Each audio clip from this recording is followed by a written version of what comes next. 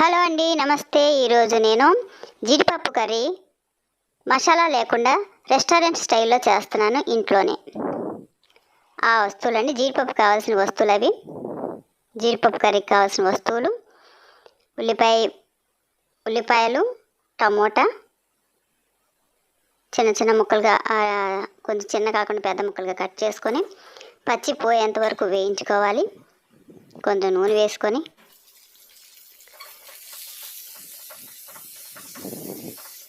కొంచెం వేగిన తర్వాత, ఒక్క 4-5 నిమిషాలు వేగిన తర్వాత అందులో కొద్దిగా కరివేపాకు, కొత్తిమీర కూడా వేసి ఒక్క 2 నిమిషాలు వేయించి పక్కకు తీసేసుకోవాలండి.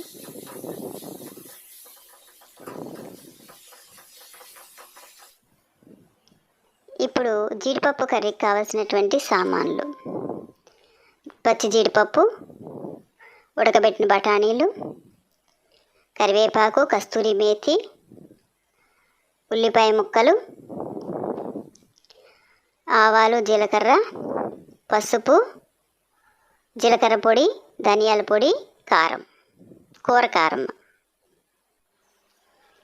ఇప్పుడు పాన్లో కొద్దిగా నూనె వేసుకొని, నూనె అంటే ఒక పెద్ద స్పూన్తో 3 స్పూన్లు నూనె వేసుకొని అందులో ముందుగా కస్తూరి మేతి వేసి వేయించాలి.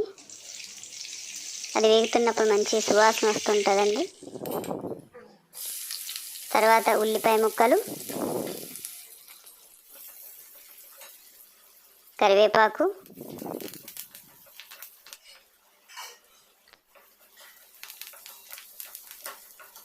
బాగా వేగాయండి ఉల్లిపాయ ముక్కలు. ఇప్పుడు ఆవాల జీలకర్ర వేసుకుందాం. ఆవాలు జీలకర్ర ముందే వేసుకోవచ్చు, కానీ మర్చిపోయాను, ఇప్పుడు వేసాను. మిగిలిన జీలకర్ర పొడి, ధనియాల పొడి, పసుపు, కారం మొత్తం కలిపి ఒకేసారి వేసేసాను.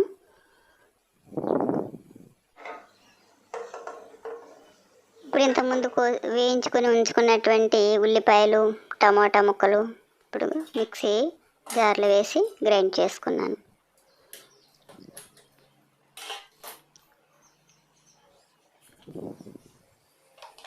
ఆ మిశ్రమాన్ని ఇప్పుడు వేయించి ఉంచుకున్న ఉల్లిపాయల్లో వేసేస్తాను. ఇది బాగా వేయించుకోవాలండి. నూనెలో వాటర్ లేకుండా కొద్దిగా దగ్గర పడే వరకు వేయించుకోవాలి.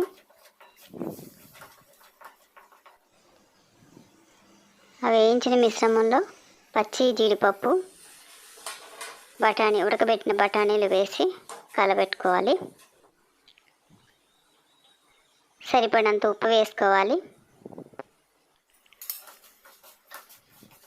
ఇందులో ఎటువంటి గరం మసాలా, యాలకులు, దాల్చిన చెక్క అలాంటివి ఏమీ వేయలేదండి. ఓన్లీ జీలకర్ర పౌడర్, ధనియాల పౌడర్ మాత్రం వేసిన. అల్లం వెల్లుల్లి కూడా వేయలేదు. ఇప్పుడు నీరండి, జీడిపప్పు ఉడకడానికి సరిపడంత నీళ్లు వేస్తున్నాను. మూత పెట్టుకున్న తర్వాత 15 నిమిషాలు పోయిన తర్వాత మూత తీస్తే ఇలా ఉందండి. కూర ఉడికిపోతుంది. ఇంకెంతసేపు పడితే ఒక 10 నిమిషాల కూర అయిపోతుంది.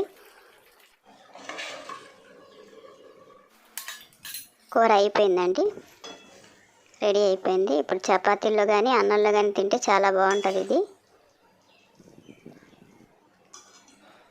వేడి వేడిగా గుమగుమలాడిపోతుంది.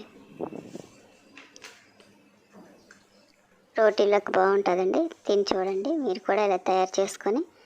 ఎటువంటి గరం మసాలా ఎంత మాత్రం లేకుండా ఆరోగ్యవంతమైన జీడిపప్పు కర్రీ రెస్టారెంట్ స్టైల్లోనే చేసుకోండి మీరు కూడా ఇంట్లో. బాయ్.